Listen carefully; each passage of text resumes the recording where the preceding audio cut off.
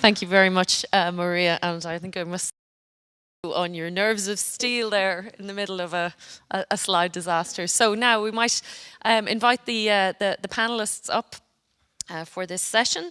We have Michel Sponar, who is the Deputy Head of the Clean Water Services Unit at DG Environment at the European Commission.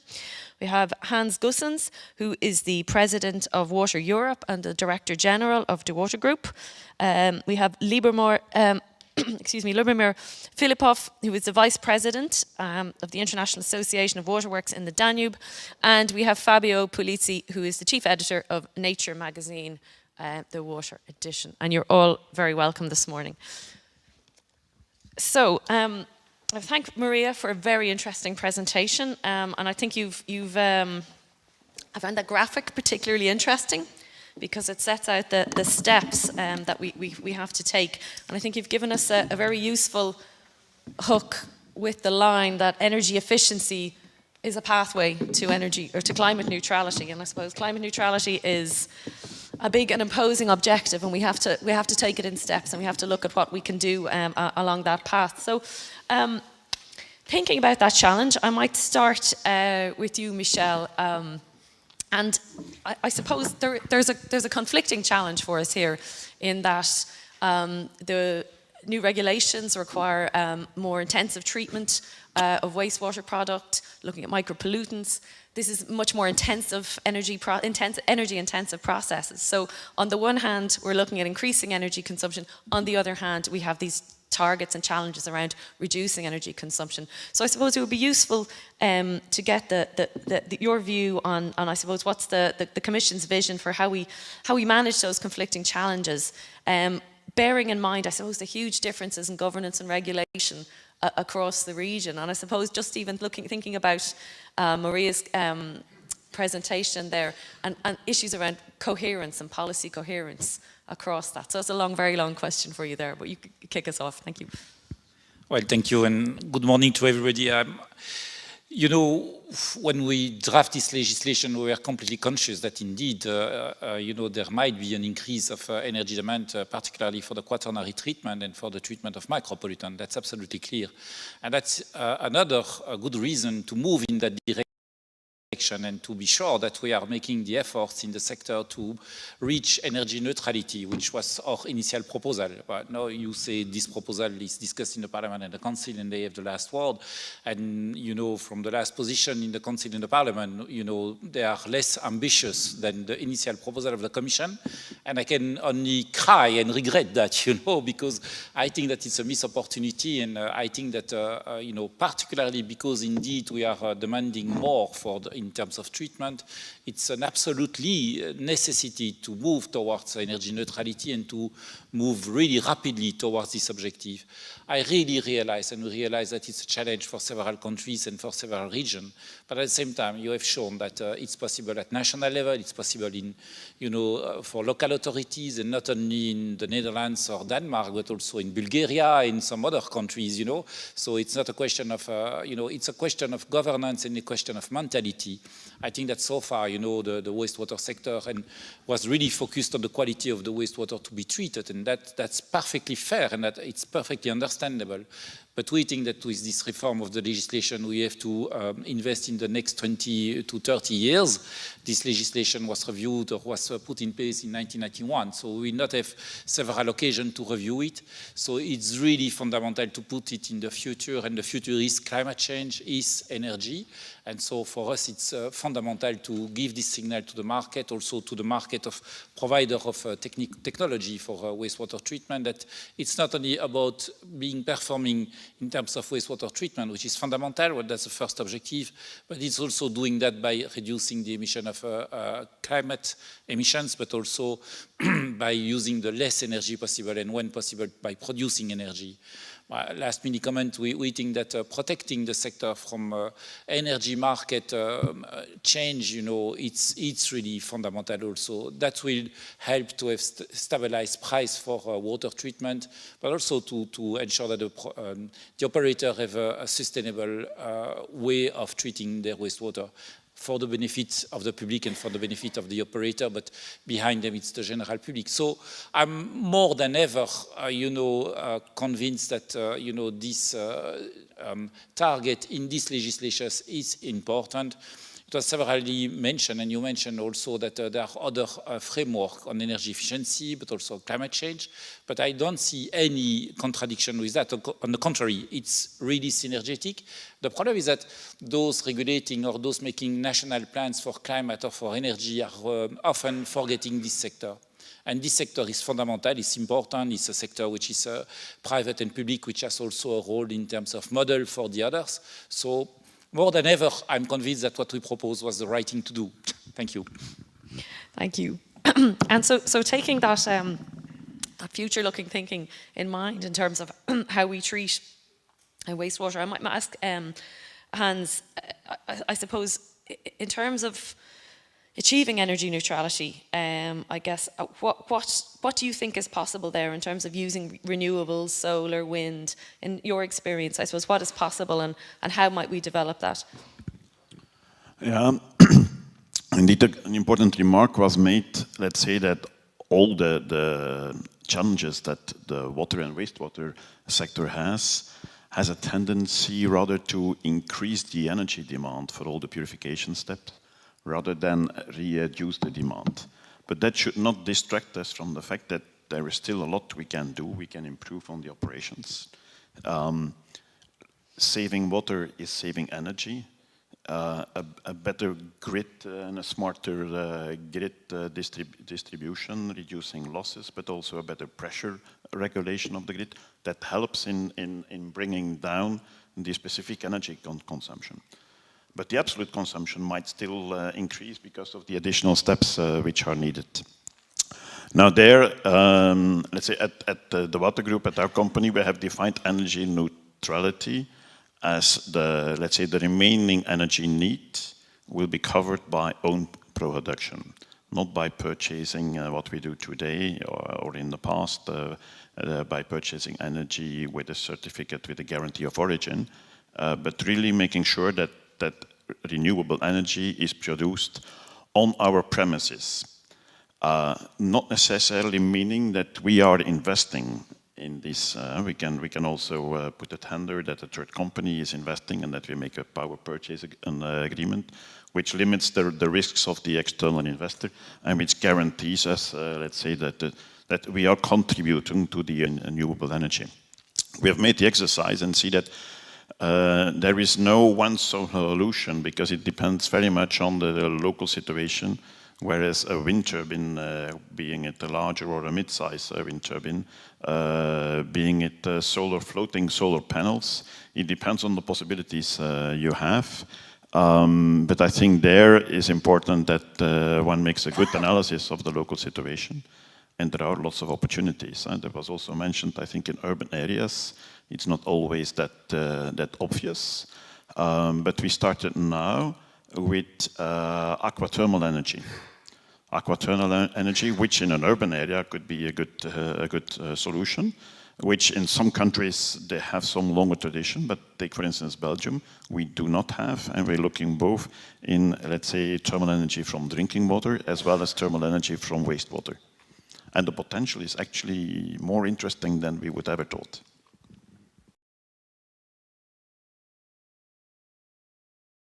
To produce on our own premises, I suppose. Innovation and what else can we do in that space? So I suppose I might maybe move to Fabio. I mean, in terms of I suppose potential innovations in the sector, I suppose what's maybe your thoughts on that? Yeah, thanks. First of all, let me thank everybody to invite me here. So I just want to make a little note to say that I'm from Nature Water, which is a journal looking at primarily at the science of in the water sector, from hydrology to engineering and social sciences. So my perspective is really from a novel look of the most recent research, most of it which is at what I would say technology readiness level of 1, if not -1, sometimes I like to say, so who knows whether it will ever happen. But there are, I think my understanding with primarily with conversations with experts in primarily decarbonization of the water and wastewater sector, is that there are various ways. There seems to be a kind of consensus that it shouldn't be impossible with the current technology to reach at least energy neutrality. In terms of more innovation, we need more innovation to really achieve carbon neutrality. And when I say carbon, I mean carbon and other greenhouse gases, of course.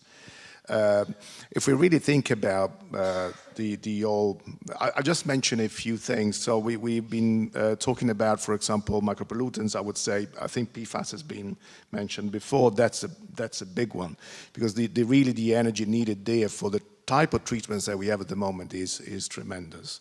So the innovation in that sense, at least at levels of research, is to try to find ways to degrade these pollutants with low energy costs, and I see that there is something already quite interesting happening. Another thing that I came across that I find particularly interesting is if we think about decarbonization in a very global sense. So looking at how the wastewater sector, for example, can impact on lower carbon emission in a more general sense, if you like. Something that I find extremely interesting and is happening now is the resource recovery. So particularly if you look at lithium recovery for the use in batteries, there is a lot of work which is really fundamental research primarily at the moment, or anyway, device development that is looking at recovering lithium, that of course from wastewater, which of course create a lower emission in other sectors of the energy. So it's not a direct, if you like, carbon reduction, but it is an indirect way of looking at that. So I'm not familiar with how that is evaluated at levels of regulations, and maybe I'd be interested to hear what you think of that. There are some even other, what we call blue sky research type of things, which is, for example, I remember we published a paper recently on use of photocatalytic water splitting for the production of hydrogen for fuel cells, as well as water purification. Now, we're talking really, really early stages, and this is on open water sources. So, because usually water splitting for hydrogen happens on very clean water. So, and that doesn't really help in terms of decarbonization of the wastewater sector. But as I said, these are studies with open sources, open water sources, not necessarily wastewater, but we can see that if we move in that direction, we can imagine creating the possibilities of using solar energy for the production of energy and at the same time cleaning wastewater, so that to help with the energy and carbon neutrality. I'm sure there's other things, but I'll stop there for a moment. You've given us some great thoughts there in terms of what's possible and the direction of travel. And I suppose bringing it back to practical issues, Maria pointed out that in Ireland, one of the Ishgare and the Irish Water is one of the largest consumers of energy in the States. So when I go back to my day job now and I have to think about setting a revenue control and an incentive and reporting framework, so I suppose I might pose this question maybe to Hans and Lubomir. What are the practical things that regulators can do to support that type of innovation, to support that type of development, to push us in the right direction towards energy neutrality? Lubomir, I might start with you. Yeah, sure. Hello everyone, my name is Lubomir, representing EFRWS23 and also Sofia Water Company. In practical terms, definitely the regulation should incentivize in a way first the energy efficiency and also the innovation part of the job.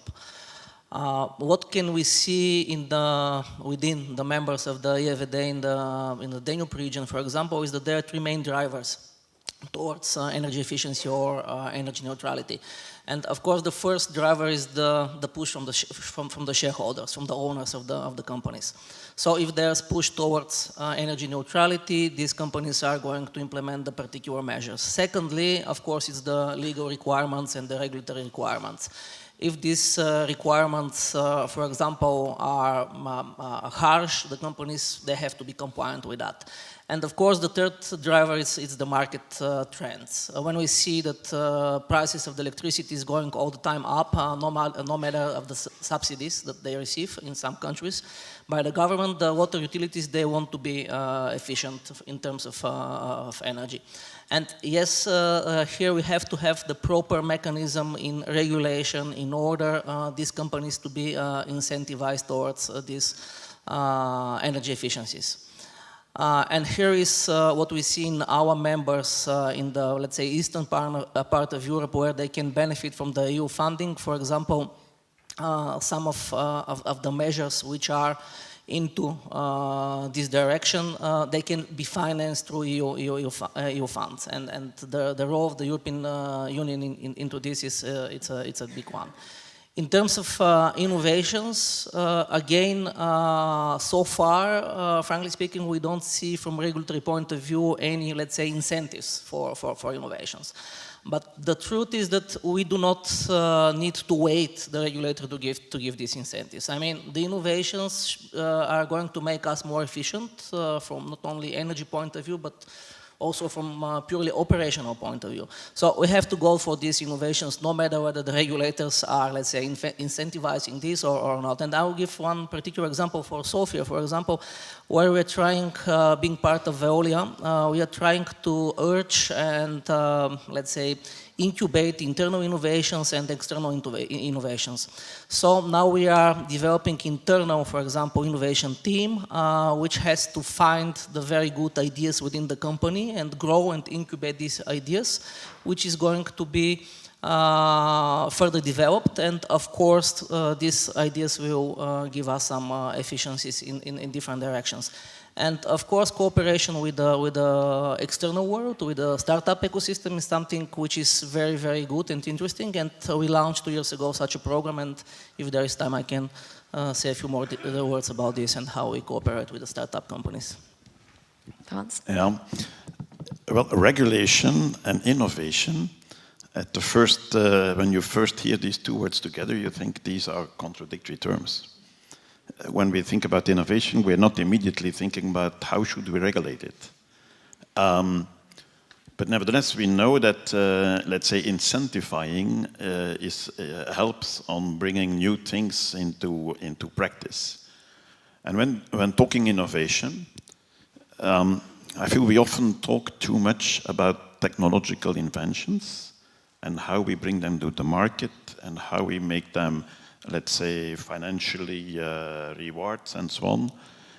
But an invention becomes a true innovation when the behavior of the consumers are changed. And I think we often forget how important it is to get our consumers on board in this journey. And that regulation, let's say, is I think for the companies, it's good to have a framework and incentives of a direction and a target, but at the same time also enough freedom to find the adapted way of the local circumstances, how to make it truly happen. But always, I think, will be the importance of getting the consumers on board. If they change their behavior, every drop of water which is saved is not only water saved, is also energy saved. And every behavior that turns more into circular use is benefiting also on energy neutrality and definitely on climate neutrality. I think you've hit on a critical point. It's where is the consumer in all of this, and we know from I suppose through energy policy we've seen the evolution of the consumer as a consumer protection, the protected consumer, the empowered consumer, and now it's all very much about the active consumer, and that's very much in the energy sphere with smart meters, time of use tariffs, and there are mechanisms and messaging out there, and I suppose how do we bring that across to water? How do we encourage that in water? I might just give an example of in Ireland we have as part of our revenue control, we have an innovation fund. that is available for a range of projects, including sustainable projects, but also around customer communication. That's one aspect within it. So I'd like to maybe ask Fabio, have you any thoughts in terms of how we might bring in the consumer? Are there any learnings in terms of behavioural examples that we could draw on? I'm not sure I can say that. Let me just say that actually I entirely agree with Hans. I was talking about technology, but you're absolutely right. And I'm not sure that I know how to do that, but I would like to be a little bit negative if I can, in the sense I think it's a really hard task. Not that it doesn't mean that we shouldn't do it, but it is complex. It is complex because it depends very much on the location of where the consumers are based, on the culture, and even income, to be fair. So, but I think I like to say that actually there has to be ways to engage with the consumers. I'll give one anecdotal example. Again, I came across a paper published by Stanford researchers not too long ago about a correlation between the water consumption with the amount of news about climate-induced water scarcity, droughts, and so on. And there was a clear correlation between that. So that it was quite substantial, up to 18% in some cases. And now, what does that mean? I mean, can we create a way in which utilities, governments can actually communicate with the public about effects of water consumption and so on. I mean, we tend, I tend to be negative myself, because I think, at the end of the day, pricing is what matters to the public, right? If you increase the price, they probably are going to use less. But it's not just that, it's much more complex than that. In fact, studies about pricing shows that it really depends on which level of income families are, for example, to see whether the effect will be substantial or not. So I'm not saying I've given you a direct answer. I definitely haven't given you a direct answer. I think it's essential to involve the public. How we do that, I don't know, but there has to be ways, and not a single way.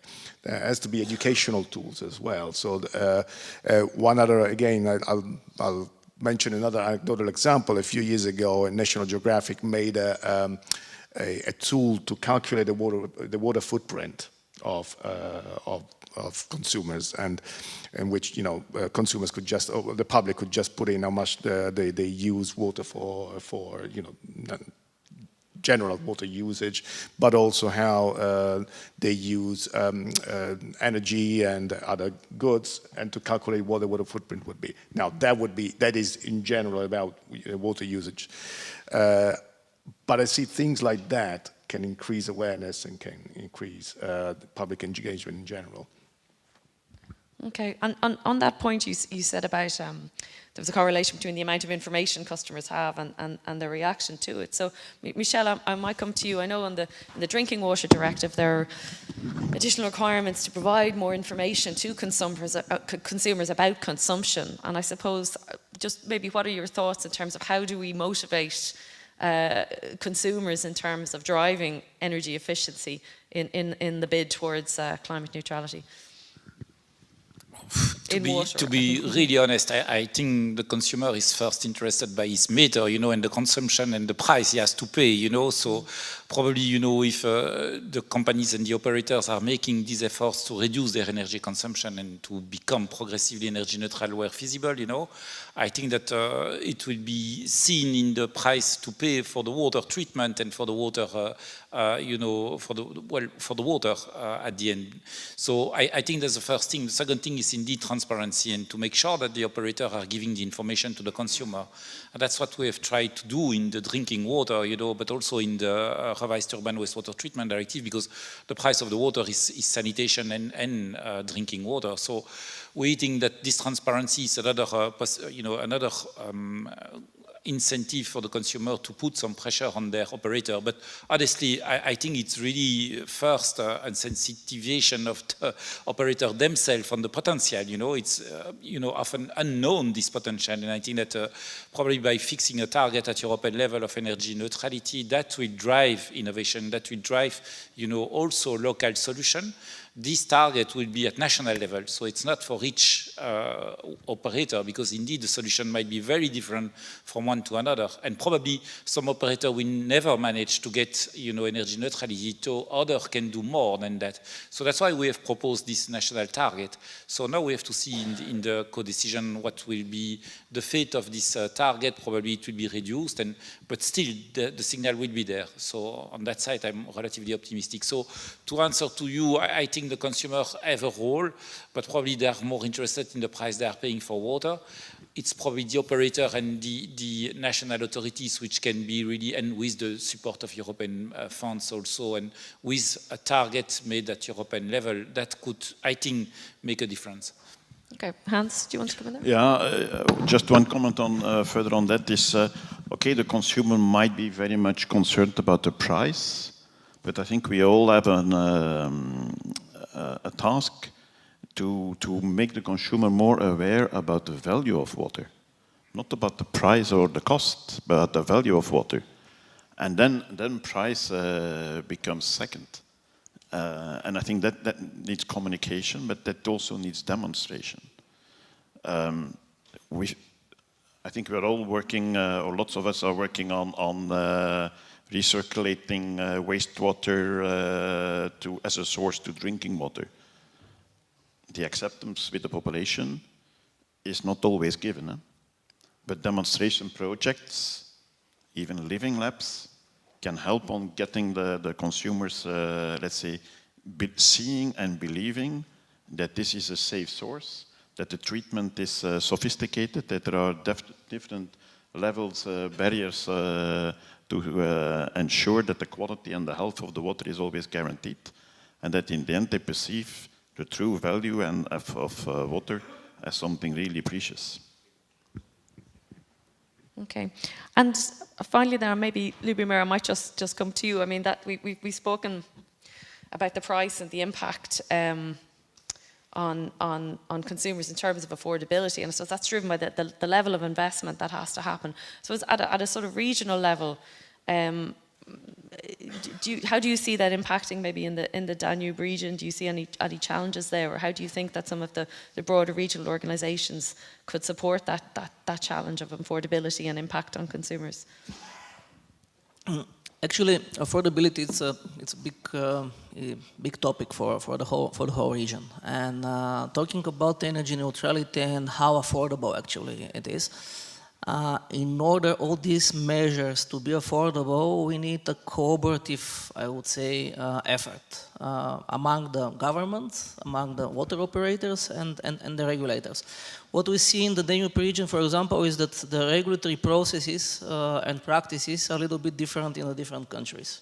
So if we're talking about, let's say, we want to reach energy neutrality, I mean, we have to have in a way a standardized tools for this. And for example, we cannot say that there shouldn't be a big difference, let's say, how the things are done in Bulgaria than in Serbia or in Croatia or whatever else. So into that direction, we have to see, for example, how much money, and we know actually how much money we need. That was very interesting presentation from the previous panel. How much of that funding comes from the tariffs? How much comes from the EU funds? How much comes from the state budget? So we have to make the more optimal, I would call it, investment mix in order to reach the targets of the EU.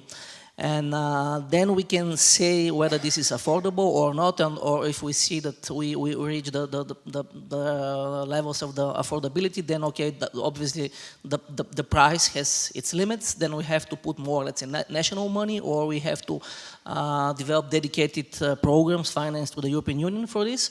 So it's a matter of, let's say, a sectoral and analysis and policy analysis. It's not only up to the regulator or up to the water operator. It has to be on a higher scale. Michel, would you like to come in on that point? I've not so much comment. I mean, in our impact assessment for the implementation of this directive, we made some estimates, and indeed, the way of funding of the member states today is 70% through water tariff, 30% through national budget or European money. we think that in the future we have proposed this, additional scheme, producer responsibility, which is new, and that will bring new funds for investing in one specific, quaternary treatment, which we think it's new, and that will bring new funds for the sector. But there is no secret at the end, either it's citizen paying through their water tariff or through their tax, So that's why we think that this new way of funding might bring new funds without increasing the tax or increasing at the end the water tariff. So that's a new way of doing that.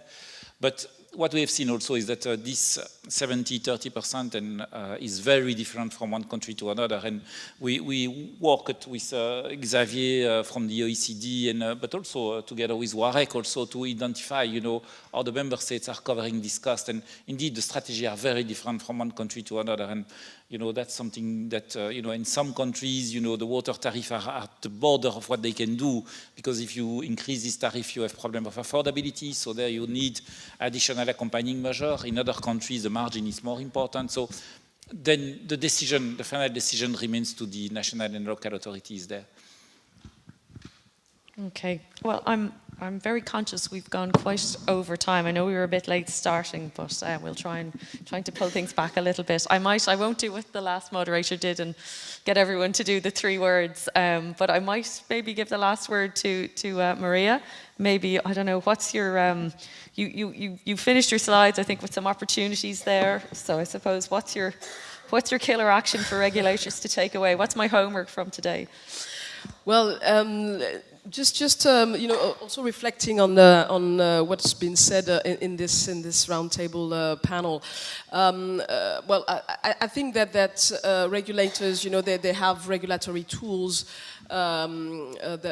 for energy efficiency. That's for sure. They are starting to implement regulatory tools for energy neutrality because they have a clear mandate for that. They have clear goals that they need the sector basically to support the sector or incentivize the sector to achieve. Now, of course, for the last building block on climate neutrality, of course, that's not per se a target that they have to incentivize for the sector. Nevertheless, I believe that's definitely the way forward. So, and to support the sector, incentivize the sector to reach or to go towards the climate neutrality, I'd say that there is some room for water and wastewater regulators to maybe step into a little bit of policy making, although I know this is a big word, and there is definitely a frontier between regulation and policy making, but here there is some room for at least better coordination and maybe for an adjustment maybe of mandate for the regulator. So stay tuned, I would say, for our research, because we're going to be developing and continuing the research, and maybe we'll have surely we'll have other conclusion and findings to share with you in the near future. Thank you. Thank you very much. And again, I'd just like to thank all of our panelists this morning for a very interesting discussion. Thank you.